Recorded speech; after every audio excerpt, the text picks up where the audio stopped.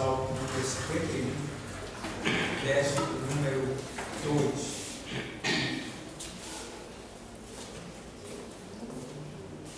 Eu vou ler o 1 e o 2, tá bom? Diz assim o texto sagrado: Tem misericórdia de mim, ó Deus, segundo a tua benignidade. Apaga as minhas transgressões, segundo a multidão das tuas misericórdias. Lava-me completamente da minha iniquidade e purifica-me do meu pecado. Porque eu conheço as minhas transgressões e o meu pecado está sempre diante de mim. Contra ti somente pequei e fiz o que a teus olhos é mau, para que seja justificado quando falares e puro quando julgares. Eis que em iniquidade fui formado, e em pecado me concebeu minha mãe. Eis que amas a verdade no íntimo, e no oculto me fazes conhecer a sabedoria. Purifica-me com ísopo e ficarei puro. Lava-me e ficarei mais alvo do que a neve. Obrigado, Senhor. Em nome de Jesus, amém. A igreja poder sentar. Amados, eu já, nesse momento, eu estava pedindo a Deus aqui a direção para trazer algo para a igreja, e veio esse versículo na mente aqui, no estudo que eu tinha aqui feito, e eu me lembrei que toda oração, ela traz consigo uma promessa. Quando a oração ela é feita com quebrantamento de coração e confissão, então logo diante vem promessas. Entende bem o segredo? É um mistério muito lindo. Primeira coisa que a gente precisa entender é que nós somos dependente de oração. Ou seja, o cristão ele não pode viver sem orar. Porque a oração, entende bem? A oração, ela é o elo de ligação entre o cristão e Deus. Não existe cristão que não ore. Se ele não ora, ele não é cristão. Entende? Então todo cristão ele ora, porque a oração é que vai fazer com que ele continue sendo cristão. E o que é cristão? Cristão é uma cópia de Cristo, tá? Então a gente precisa entender que nós precisamos ter esse contato com Deus, esse contato direto com Ele, e não podemos deixar que essa conexão ela caia, ela venha a ser cortada, que esse ciclo ele venha a ser impedido. Então é muito importante. Para você ter uma ideia, a oração ela é a respiração da alma. Quando a gente não ora, a nossa alma ela está sufocada, ela começa a morrer. E a gente precisa ter esse cuidado e se autoexaminar e ver como nós estamos na presença de Deus, porque ai de mim, se eu não orar, eu não estaria nem aqui mais. E se nós estamos aqui hoje, é porque ainda que pouco, mas nós temos orado. Agora é bom que em meio às adversidades, e a tudo que está prestes a acontecer, nós temos o desejo de aumentar mais essa conexão, de aumentar mais esse desejo, esse contato. É bom que a gente tenha esse cuidado de aumentar esse contato, né? Que é a oração. Precisamos muito ter esse cuidado. Então, amados, precisamos ter esse zelo, né? E aí, veja bem, a gente vê que toda oração, ela traz consigo uma promessa. Mas a oração traz consigo uma promessa quando ela é feita dessa maneira. Segundo o livro das Crônicas, capítulo de número 7, versículo de número 14. Vamos ver aqui um texto.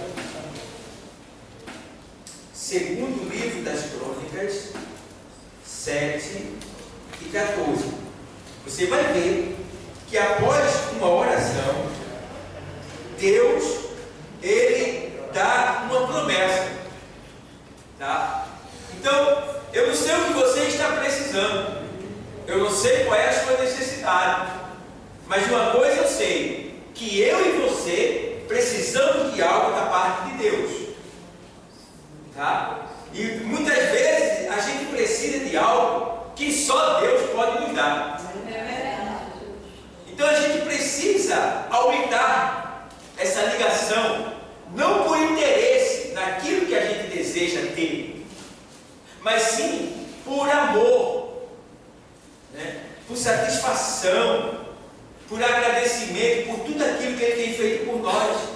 Porque, irmão, quantos de nós aqui podemos dizer com convicção, ou com certeza, quantos de nós podemos dizer que com certeza que estaríamos aqui se nós não fosse o Senhor na nossa vida? Quantos de nós podemos dizer assim, não, eu estaria aqui se o Senhor não fosse na nossa vida? Se estamos aqui, é porque o Senhor, Ele é na nossa vida. E está nos dando uma oportunidade a cada dia. E esse dia é o dia que o Senhor está nos dando mais uma oportunidade. E através da sua palavra, Ele está nos incentivando a ter uma ligação melhor com Ele, porque a gente sabe o que está prestes a acontecer. A Bíblia diz que cada dia traz consigo o seu mal. Então a gente deve estar o quê? Ligado com Ele, porque Ele é o nosso seguro. Ele é o nosso seguro. Tá? Então, veja que aqui em 7,14 do livro das Crônicas, o texto diz assim: e se o meu povo, que se chama pelo meu nome, se humilhar, vê bem, Deus dando uma receita acerca de uma interrogação, de certa forma, de Salomão. Tá? Não vou dizer que foi uma interrogação, mas se você ver o texto, diz assim, olha, assim Salomão acabou, no texto, no verso 11, 7 e 11, assim Salomão acabou a casa do Senhor e a casa do rei, e tudo quanto Salomão tentou fazer na casa do Senhor e na sua casa, prosperamente o efetuou. E o Senhor apareceu de noite a Salomão e disse-lhe: ouvi a tua oração. Vê bem, ouvi a tua oração. Ouvi a tua oração.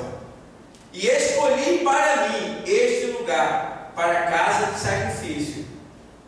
Aí ele diz: se eu cerrar os céus, isso é Deus dizendo para Salomão. Ele escolheu, ele ouviu a oração de Salomão. Ouviu a oração de Salomão. Tá?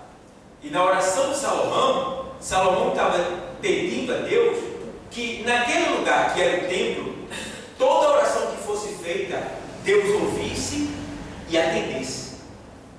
Então, dentre tudo que Salomão falou, Deus ouviu, e pela fidelidade dele, pela sinceridade dele, pela devoção dele, pela insistência dele, o amor que ele tinha a Deus e o zelo que ele tinha para as coisas de Deus, Deus agora aparece a ele em sonho para confirmar a ele que ele ouviu a sua oração e que agora Deus vai lhe fazer uma promessa depois daquela oração.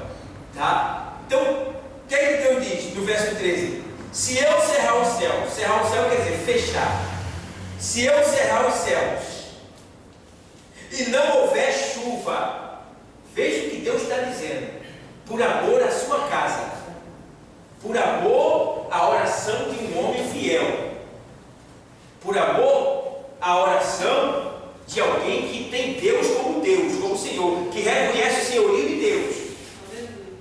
Tá? E aí ele faz: se eu cerrar os céus e não houver chuva, ou se ordenar aos gafanhotos que consumam a terra, ou se enviar peste entre o meu povo, Deus está dizendo: se, olha, Salomão, eu passei a amar tanto esse lugar que tu constituísse para mim, que tu construiu para mim o templo.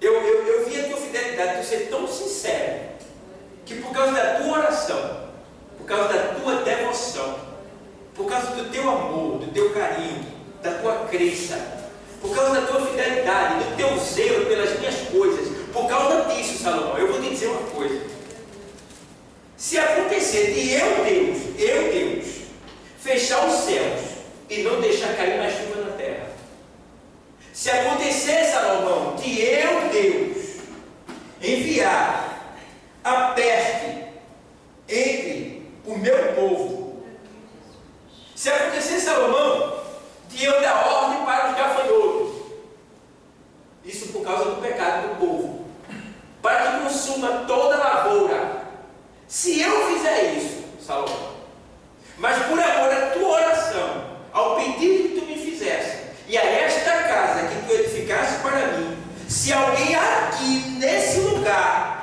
quebrantado de coração, arrependido de coração, clamar a mim, aí ele explica no 14: e se o meu povo, que se chama pelo meu nome, vê bem, o que é que Deus está dizendo? Se o meu povo, que se chama pelo meu nome, aí ele faz: se humilhar, vê bem, se humilhar, o que é que Deus está dizendo aí? Que a gente pode cometer um dos maiores pecados, mas se a gente se arrepender e de joelho buscar o Senhor, arrependido de coração, se humilhando, dizendo: Senhor, eu sou um miserável pecador, eu errei, eu reconheço meu pecado, eu não sou digno de nada, mas tem misericórdia de mim, vê bem. Aí ele está dizendo: se humilhar, e o que? Orar. Então primeiro vem o que? A humilhação, que é o reconhecimento da sua miséria humana. É você reconhecer que você não é nada, que você não pode nada, que você é um pecador, que você é falho, que você é mortal, que você é fraco, que você é errante, e que você precisa de Deus, e que Ele é Senhor sobre todas as coisas. É você reconhecer isso, se humilhar diante dele. Se humilhar. Na medida que você se humilha, você ora, fala de Deus. Olha a conexão, olha a ligação. Deus. E orar. É a comunicação do homem com Deus. Tá? Aí ele faz: e buscar a minha face. Buscar a minha face quer dizer conhecer mais o Senhor, chegar mais perto do Senhor. Porque o que tem de gente, irmão, que está longe do Senhor, tem só o nome, mas não tem a ação, a obra. Então, e buscar a minha face. O que foi que nós viemos aqui hoje? Buscar a face do Senhor. Por que nós viemos buscar a face do Senhor? Por que nós estamos aqui? Por que nós estamos aqui? O que é que tem aqui? Tem alguma TV aqui? Tem alguma tela aqui? O que é que tem aqui que nos atraiu aqui? Por que nós estamos aqui? É porque nós somos necessitados dele. É verdade. Nós precisamos dele. Hoje nós reconhecemos que sem ele nada podemos fazer. E é por isso que nós estamos aqui. Porque nós precisamos nos humilhar diante dele, orar, que é falar com ele, e buscar a face dele. Porque quando a gente busca a face do Senhor, veja bem, buscar a face quer dizer: eu vou me encontrar com Deus, eu quero estar face a face, eu quero estar frente a frente com ele. Nesse momento você está frente a frente com Deus. Eu, você, nós estamos frente a frente com Deus, porque a gente pode não estar vendo Deus no sentido físico, mas no sentido espiritual nós estamos sentindo ele e estamos ouvindo ele falar conosco. Glória a Deus.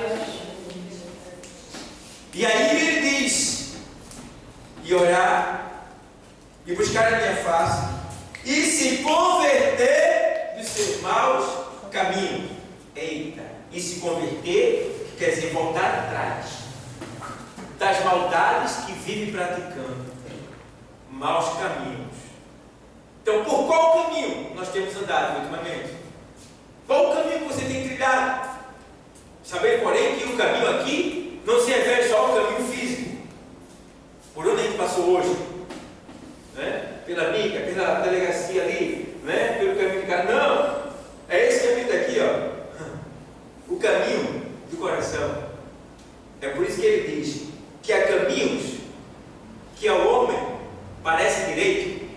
mas que o final dele é caminho de morte. O que é que Deus está dizendo? Tem pensamentos que o homem acha que é certo, acha que é perfeito, mas que no final disso tudo ele vai morrer, ele vai perder. Aí é por isso que ele diz em Provérbios ali, usando o sábio Salomão: filhinho, dai-me o teu coração. Filhinho, dai-me o teu coração. Quando ele fala coração ali, ele não está falando essa bomba cardíaca, ele está falando isso aqui, ó, o coração, que é a mente, o espírito é o coração que está aqui. Então ele está pedindo isso daqui, porque é daqui que procede a vida e a morte. O Senhor disse lá nos Evangelhos que do coração ele vem furto, homicídio, prostituição, morte, veneno. Do coração vem tudo isso, tá? Mas se você guardar a palavra no seu coração, feito o salmista disse: escondi a tua palavra no meu coração, para eu não pecar contra. Então o segredo é você se encher da palavra de Deus. Aí você não vai ter como pecar, porque ainda que você erre, mas o erro, o pecado não vai prevalecer na sua vida. Você vai reconhecer de imediato que a palavra que está no seu coração vai lhe dar visão para você identificar que você errou, e aí você vai se humilhar, vai buscar a face do Senhor, vai se converter dos seus maus caminhos, orando a Ele, e aí milagre vai acontecer. Aí vem o que? A promessa. Veja, que depois de tudo isso vem o que? A promessa. Vamos ler o restante do texto. Diz assim: depois de se converter dos seus maus caminhos, vem o que? Então, ó a promessa. Então eu ouvirei dos céus. Eita! Ó. Quem quer ser ouvido por Deus aqui no céu? Eu quero. Irmão, se Ele está me ouvindo lá no céu, eu digo uma coisa para tu: vai ter salvação aqui nessa igreja. A igreja em Paulista vai ser levantada mais rápido do que Itapsuma. Irmão, se Ele está me ouvindo lá no céu, grandes coisas vão acontecer. Eu garanto a você.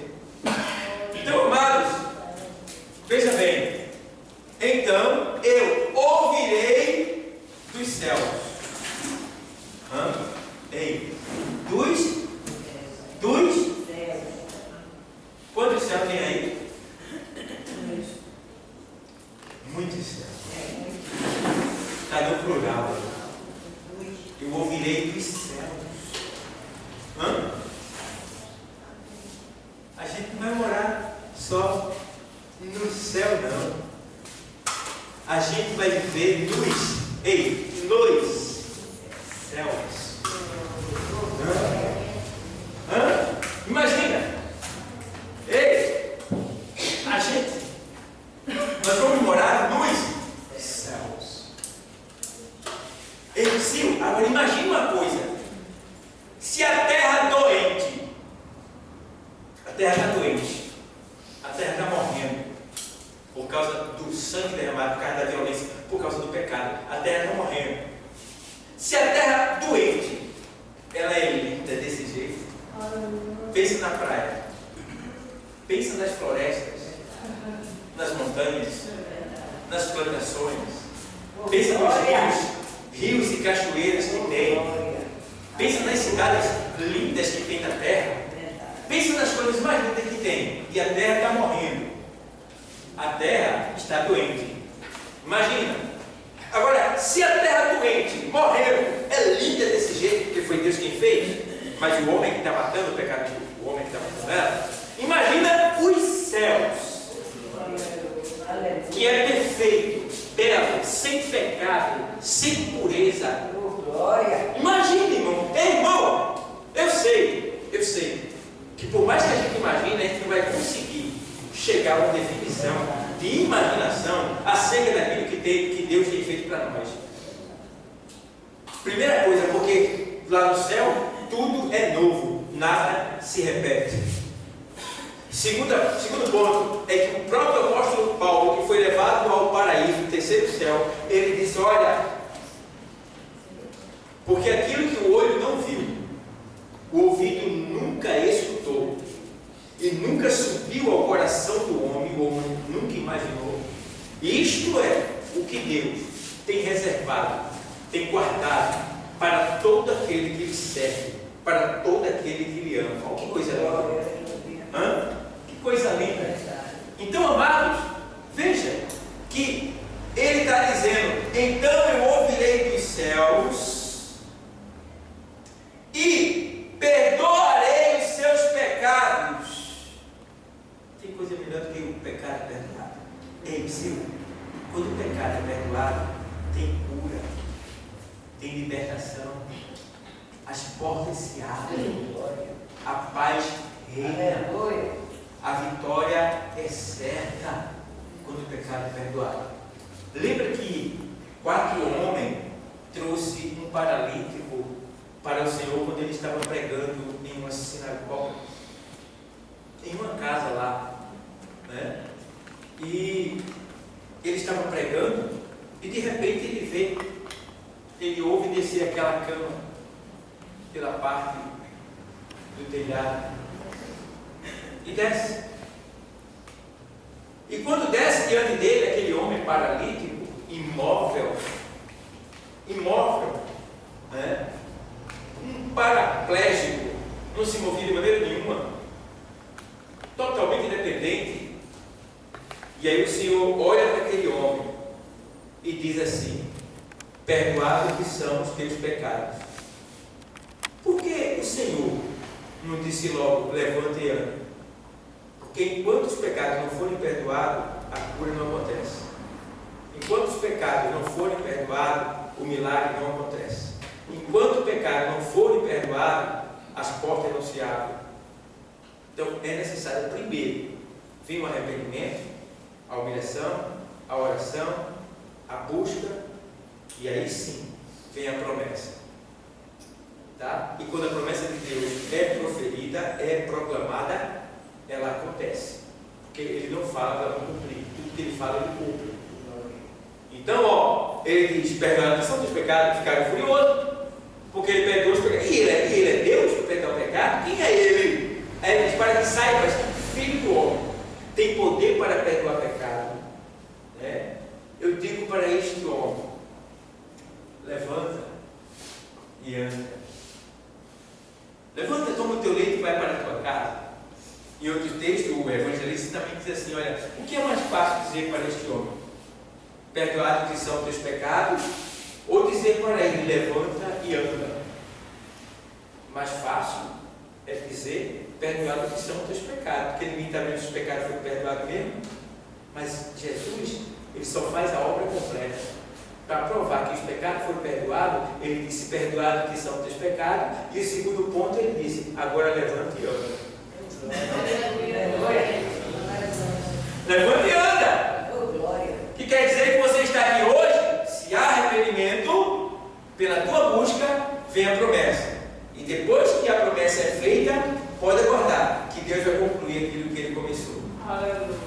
Deus vai concluir aquilo que ele falou. Ele vai fazer acontecer. Só depende de você. Bom, então vamos lá. Aí ele faz: então eu ouvirei dos céus e perdoarei os seus pecados e sararei a sua terra. Ei, irmão, depois dos pecados perdoados, ao presente que vem, terra sarada. O que quer dizer isso aí? É quando a tua vida começa a prosperar em todo sentido. O que é uma terra sarada? Terra sarada é quando tudo que você planta dá. Então o que é que acontecia? Quando a terra estava doente, o povo plantava e não dava, a semente morria. Mas quando a terra é sarada, tudo que ele planta dá. E daí a abundância. Então, imagina isso aí, essa terra é a tua vida, é o teu coração. A partir do momento que você tiver essa conexão com Deus, a partir do momento que você estiver ligado com Deus, que você buscar a sua face, se arrepender, né? Então, vai vir a promessa. Depois da promessa, a terra que é a tua vida vai começar a frutificar. Uma terra fértil. E aí o que acontece? Aí vem emprego, vem cura, libertação, aí começa a surgir bênção daqui, bênção dali, e você fica só glória e aleluia, né? Você fica feliz, e as pessoas que estão do teu lado ficam olhando para você, como é que pode? Olha como ele é abençoado, olha como ele é abençoado. Por que isso? Porque você está agindo segundo a palavra de Deus, e se está agindo segundo a palavra de Deus, ele é fiel para com a sua palavra, que ele faz, ele vela pela sua palavra. Então, amados, depois da oração e confissão, vem a promessa. Então, daqui, o salmista, ele diz o quê? Quando ele diz aqui no Salmo 51 que a gente leu, vamos voltar para lá para o texto que a gente leu, Salmo 51, aí ele diz, no verso 2, lava-me completamente da minha iniquidade e purifica do meu pecado. Tá? Aí, quando ele diz assim, lava-me completamente da minha iniquidade e purifica do meu pecado, se você ver lá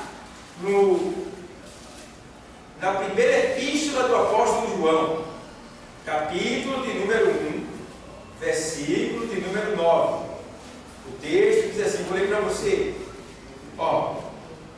se confessarmos os nossos pecados, ele é fiel e justo para nos perdoar os pecados e nos purificar de toda o que? Injustiça. Vê bem, se confessarmos os nossos pecados, ele é fiel e justo para nos perdoar os pecados e nos purificar de toda injustiça. Quer dizer que quando eu peco, eu sou injusto, porque Deus é justo. Então, se eu peco, eu estou fazendo aquilo que desagrada a Deus, e Deus não merece. Então, eu estou sendo o quê? Injusto. Mas aí, o Senhor mesmo usa o apóstolo João para dizer que se confessarmos os nossos pecados, tem gente aqui que precisa se arrepender. Tem gente aqui que precisa se arrepender. Precisa verdadeiramente entrar na presença de Deus. Tem gente aqui que está fazendo algo que Deus está avisando. Se arrependa. Porque eu quero fazer algo grande na sua vida. Então, veja o que está dizendo aqui. Se confessarmos os nossos pecados, por que Deus está insistindo nesse ponto? Porque Deus está querendo abençoar, mas está sendo impedido. Tem hora que Deus quer fazer algo na nossa vida e a gente não deixa Ele fazer. Como assim não deixa, pastor? Com o nosso pecado. Ele quer fazer algo, Ele quer, mas o pecado faz separação entre o homem e Deus. Afasta Deus de nós. Tá? Então, Deus só pode se aproximar de nós para nos abençoar quando nós estamos com sinceridade com Ele. Então Ele está dizendo, se confessarmos os nossos pecados, Ele é fiel. Ou seja, tem alguém também que pensando que Deus está sendo infiel, porque Deus está demorando a fazer o que Ele tanto espera, que ela tanto espera. Tem gente aqui que está achando, ou seja, não é que a pessoa fala, não é que a pessoa está pensando assim, mas com o seu comportamento é como se a pessoa estivesse dizendo, eu não estou mais esperando em Deus não. Deus está demorando muito a fazer. Mas por que Deus está demorando a fazer? É Deus que está demorando ou é eu que estou dizendo que não quero? Porque eu digo que não quero, quando é que eu digo que não quero? É quando eu desobedeço a Deus. É quando eu não faço aquilo que Ele quer. Então Ele está dizendo, se é uma condição, tu escolhe se quer ou não. Se confessarmos, o que é confessar? É dizer para Ele aquilo que a gente fez. É dizer que a gente está fraco, que a gente está cansado, que a gente está conseguindo vencer, que a gente precisa de força, precisa que Ele seja mais conosco, que Ele nos ajude, porque Deus não é carrasco, não é perverso. Deus não está esperando você pegar para pegar um ferro e tacar nas suas costas. Deus não está feito um mal que está querendo ver você errar, que é para poder te castigar. Deus não tem prazer em castigar seu filho. Qual pai não tem prazer em castigar seu filho? Eu mesmo não tenho alegria nenhuma em bater nos meus filhos. Quando eu faço isso, é porque já chegou ao extremo. Mas antes disso, eu tenho uma conversa e dou a palavra. Se não for levado em consideração a palavra que foi dada, aí depois vem o castigo. Deus está dando a palavra, está nos revelando, mostrando que a gente precisa ser melhor. Para quê? Para que a gente não venha sofrer o dano, não venha ser corrigido com o chicote da palavra, a vara da palavra. Então, se confessarmos os nossos pecados, Ele é fiel. Então, você quer que Deus seja fiel a você? Deus, Silvio, não é o pastor, não, é Deus. Você quer que Deus seja fiel a você? Ele é fiel, nunca deixou de ser fiel e sempre será fiel. Esse é o nome dele no livro do Apocalipse. Agora, nós é que somos infiéis. Então, ele está dizendo: se confessarmos o nosso pecado, Ele é fiel e justo. Deus não age com injustiça com nenhum de nós.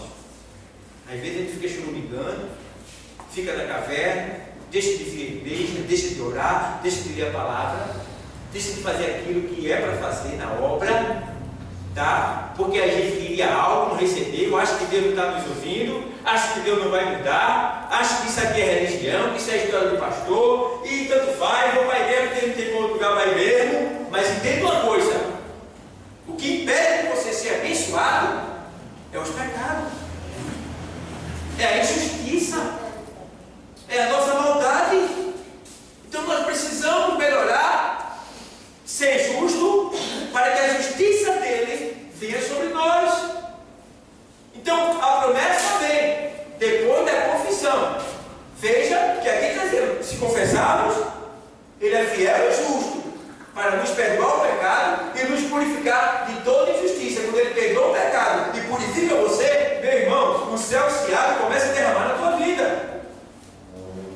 Começa a derramar na tua vida, na minha vida, na nossa vida. Então precisamos ter essa conexão, essa ligação com Deus, tá bom? Não é Deus que está com raiva de mim nem de você, não é Deus que está atrasado, não é Deus que está demorando, somos nós que atrofiamos a nossa própria bênção. Mas nesta noite, Deus está nos dando sabedoria, abrindo a nossa visão, nos dando discernimento e ensinando como nós devemos proceder para alcançarmos os nossos objetivos e glorificar mais ao Senhor, não só com a boca, não só com a obra, mas também com as bênçãos que Ele tem para nos dar.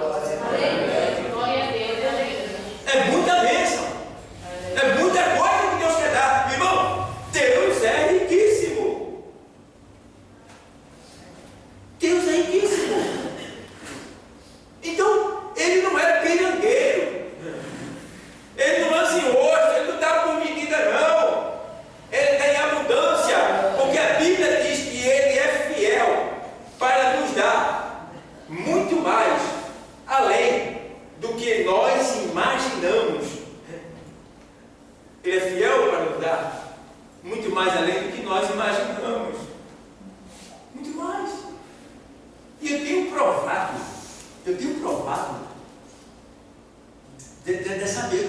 dessa bênção, tá? Eu tenho visto Deus trabalhar na minha vida.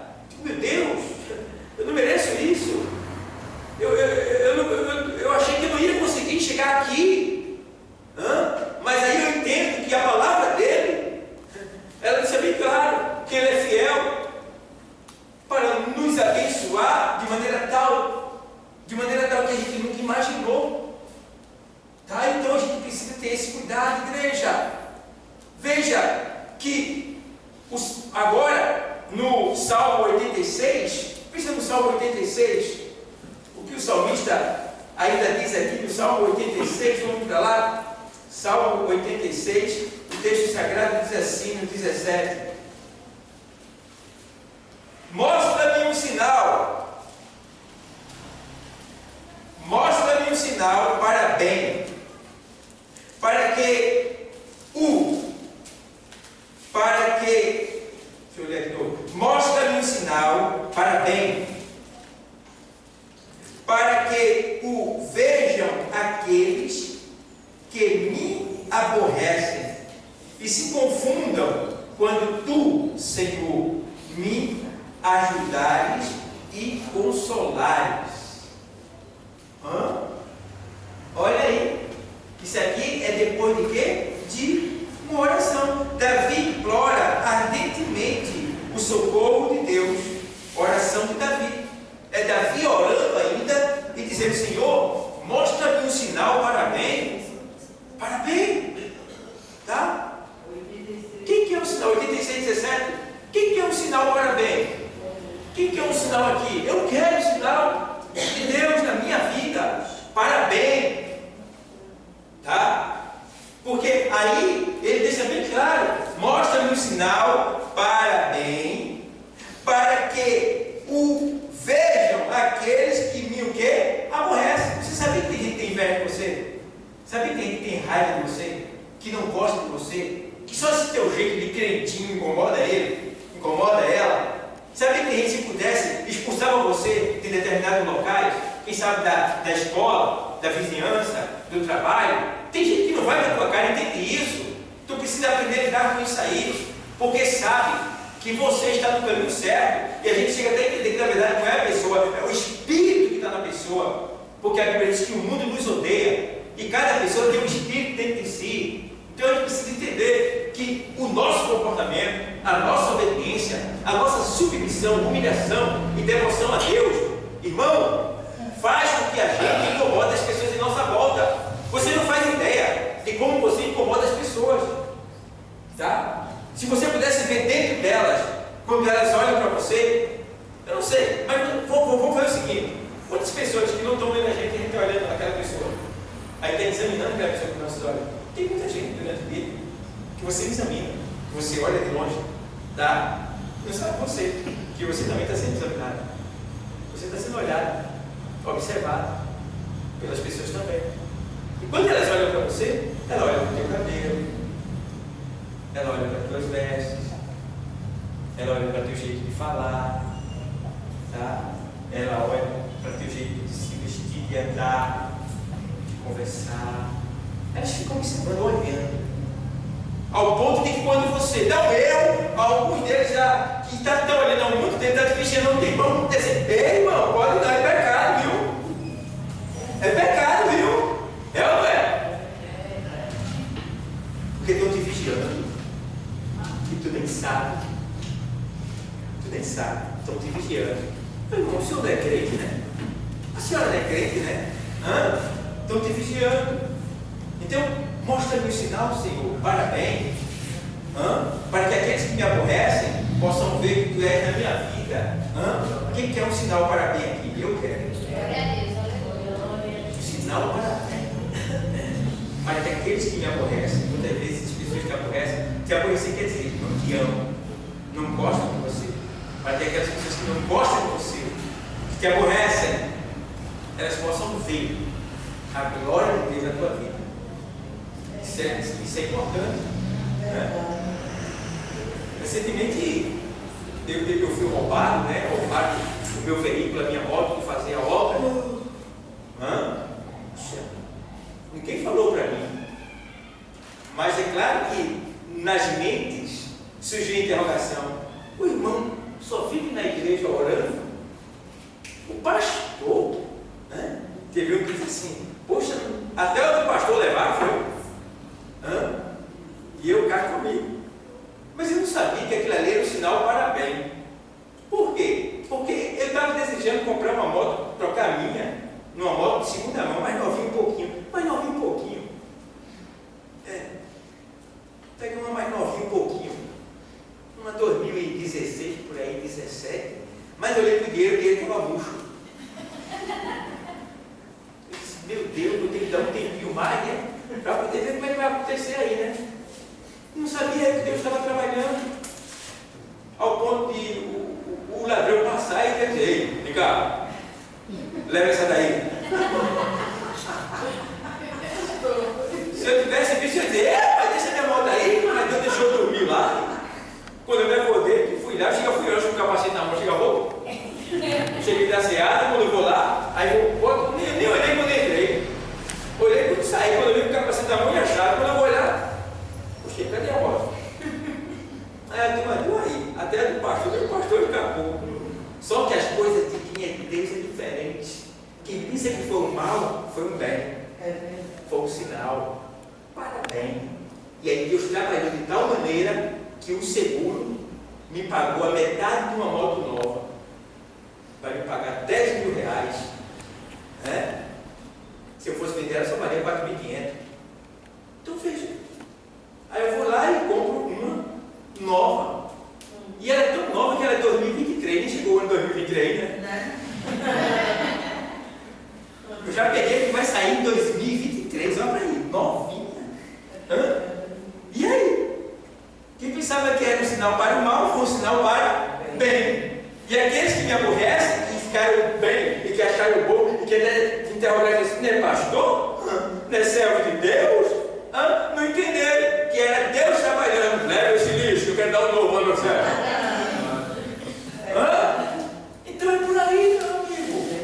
É por aí. Tá? Tem coisas que Deus faz na tua vida que muitos pensam que foi mal, mas para você foi bem, foi bom. É um sinal de bênção para você. E só sabe mesmo você. Porque é mistério. Certo, pessoal? Então, a gente precisa ter esse zelo e esse cuidado. Boa igreja. Então, ó, ele faz. Mostra-me um sinal para bem, para que o vejam aqueles que me aborrecem. Com aqueles que me aborrecem.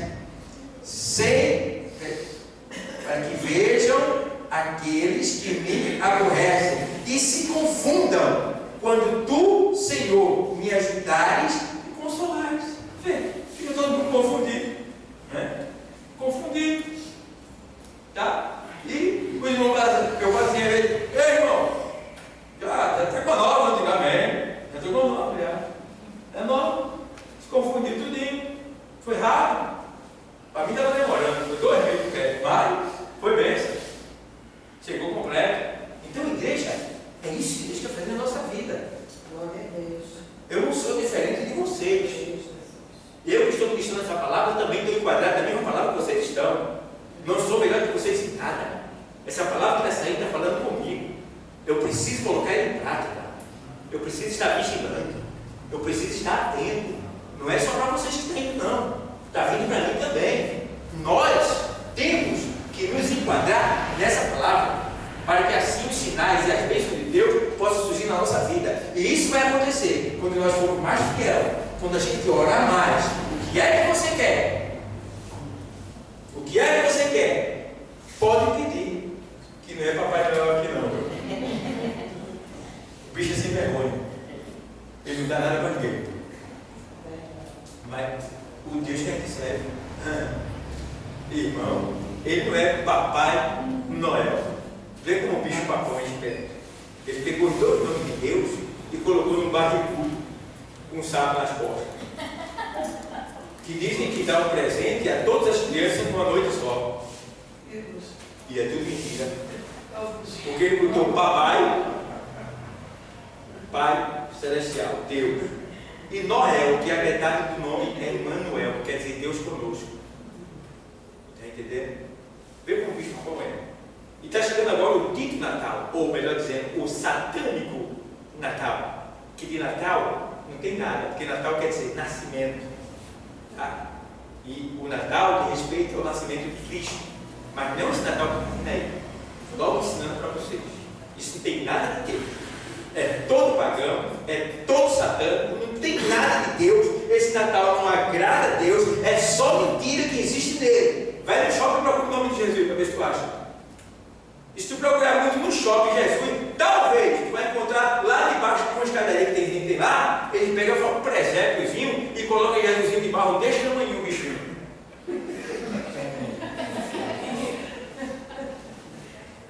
Aí a mãe vai ver, a mãe nunca leu a Bíblia, nunca foi à igreja, aí leva a sua criancinha, a criancinha, vamos ver Jesus, e aí a criancinha vai. A criancinha vai. Agarradinha da mãe lá, aí quando chega lá no shopping, lugar de glória, bonito, né? Glória, terreno, bonito. Aí quem está lá esperando a mãe mostrar quem é esse Jesus de Natal, né? Aí para cima ele vê o barrigudo, Papai Noel desenhado, bem grande, com o saco nas costas, né? Promoção aqui, oferta ali, bolinha daqui, presente dali, um monte de coisa. Ele vê. Aí a mãe faz assim, vê meu filho aqui, ó meu filho, ó Jesus aqui.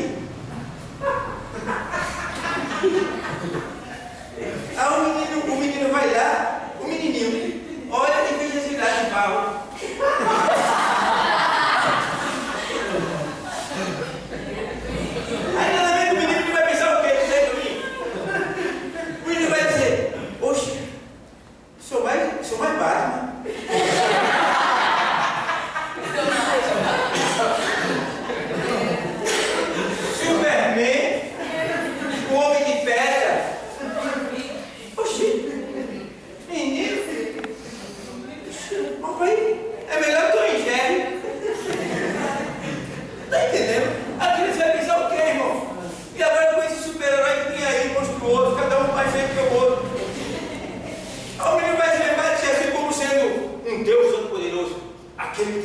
ele sobre a terra, aquele que por ele, que é a palavra, foi feito todas as coisas, ele não vai ter essa imagem de Jesus, não.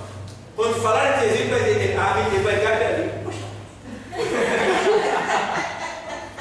E aí, Jesus, meu filho?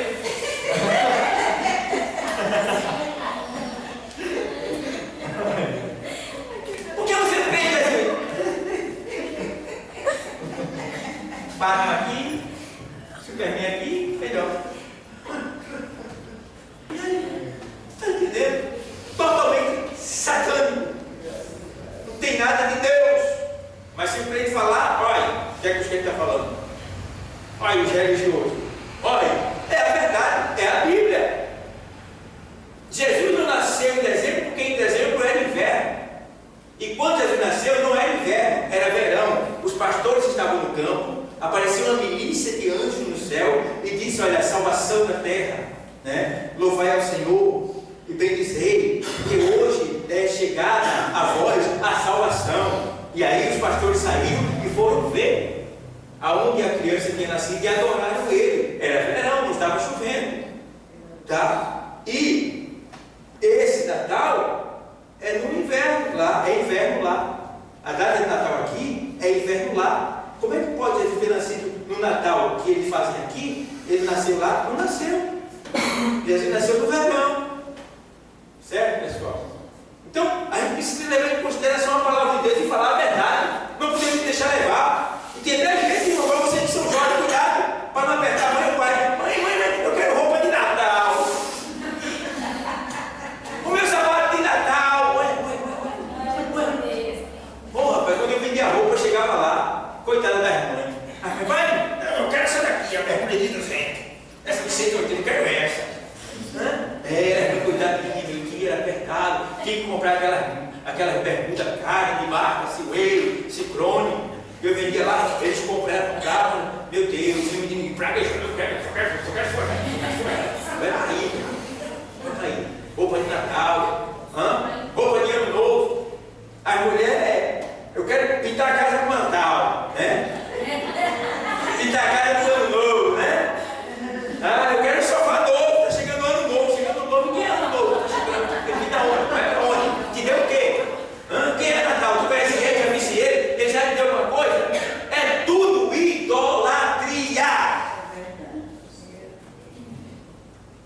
Quaresma, a gente vê crente correndo atrás de boca de peixe. Na fila, peixe, é isso. Você foi liberto. Na Quaresma você pode comer qualquer coisa, carne, ovo, galinha, qualquer coisa. Eu disse, peixe. Aonde é que tem isso na Bíblia? Se a Quaresma fosse dia de se comer um prato determinado, esse prato seria, sabe o quê? Cordeiro, carneiro. Foi isso que se comeu na Páscoa. Por que o diabo não fez isso? Porque o cordeiro, o carneiro, simboliza Cristo. Ele estaria fortalecendo mais o entendimento. Mas ele colocou peixe. Está entendendo? O prato da Páscoa seria carne de carneiro. Quando o povo saiu do Egito, foi fundada ali o quê? A Páscoa. Então Moisés disse, pega o carneiro, sacrifique, pega o sangue, bota na borda da carne, cada um come o carneiro, ficou tudo, está lá em Êxodo 12. Tá? Explicou tudo. Aí o camarada vem dizer, e os crentes tudo atrás, correndo, brigando, discutindo. Não, porque tem que ter o coco, tem que ter o leite, tem que ter o peixe, tem que ser tudo de coco. Aonde? Você é liberto ou não é? Deus te deu liberdade, tu és livre. E quem é livre, come o que quiser, na hora que quer, aonde quer. Não vai se submeter a um peixe, tem que comer o peixe. E aí, na ceia, crente, no Natal, crente fazendo ceia de Natal, pessoal. Minha esposa, antigamente, a gente, junto, eu também não tinha conhecimento, e ela tinha um ritual com ela. Ela, no Natal, ela fazia uma cesta de frutas, ela era sagrada, ela corria para botar na mesa aquela cesta de fruta. Eu também não entendia, eu comia fruta também. Aí quando eu comecei a descer, a pesquisar, a estudar e descobrir a verdade,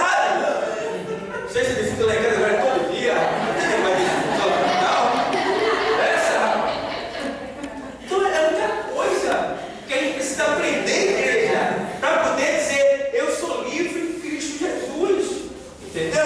Isso tudo atrapalha a nossa vida espiritual. Porque quando eu venho aderir a algo que é idólatra, que é de idolatria, que faz parte do inimigo, é como se estivesse atrapalhando Deus a me abençoar. Então você não vai criticar ninguém porque está fazendo isso, porque são ímpios, não tem conhecimento. Mas você não vai fazer. Irmão, por incrível que pareça, tem igreja que nesse Natal que vem aí, eles enfeitam uma igreja com bolinha, com ave de Natal. Ave de Natal é um tipo de PG. PG é um altar satânico, onde se sacrifica vidas. Se você estudar sobre isso aí, você vai entender que a ave de Natal é um lugar de sacrifício. As bolas simbolizam a cabeça das crianças que eram sacrificadas aos ídolos que eram penduradas nas árvores. Isso tem só um texto lá na internet que fala sobre isso aí. Não tem muitas coisas não. É só isso aí que fala sobre as cabeças. É pouquíssimo assunto sobre isso aí. Então são muitas coisas que tem envolvida. Amigo secreto, crente fazendo amigo secreto. Que história de amigo secreto é essa? Faz amigo secreto no dia 25 e no dia 26 está brigado, arranhando, deixando de igreja, falando da vida do outro. E agora? Não se faz isso não. Isso é coisa do mundo. É seu amigo, veja quem está no aniversário de presente, você está com ele, 2 contos ali na barraca, vai ver, que vale se lembrar. Mas não. Está dizendo, pessoal, então vamos ser livres. Eu sou livre. Nada, oxe, estou agarrado a nada, sou obrigado a nada. Tá? Sou livre até para vir à igreja. Não sou forçado a nada. Está entendendo? Até para voltar agora, eu tenho liberdade de escolher. Eu voto em Bolsonaro ou em Lula. Eu sou livre. Livre. Está entendendo? Tá? Agora, quem é sábio vai fazer isso segundo os princípios bíblicos, para mostrar que não é escravo ou escravizado, e sim está conectado com Deus. Está entendendo? Então, meu amigo, princípios bíblicos. Tá? Então, meu amado, pastor, como é que se volta? Pastor, que é domingo, né? Como é que se volta, pastor? Você vai lá, pega lá os teus candidatos e volta. Aí vai lá no estatuto do partido e vê o que ele defende e vê o que o outro defende. Aí você escolhe entre os dois. O Espírito vai te dar discernimento, você vai escolher. Vai escolher. Tá? Claro que você vai escolher aquele que está dentro dos princípios bíblicos, para que Deus seja louvado, porque a Bíblia diz que bendita é a nação cujo Deus é o Senhor. Então, se uma nação tem um dirigente que honra a Deus, que exalta a Deus e que é contra as coisas que Deus é contra, ainda que ele não seja um cristão, mas pelo fato de ele honrar a Deus, aí Deus vai abençoar a nação. E tem mais, o Brasil está sendo muito abençoado, está chamando a atenção de todas as nações lá fora, porque é o único país que depois da pandemia está de pé, está crescendo e está prosperando. Vê lá, não é o pastor que está isso aqui não, vê lá nas estatísticas.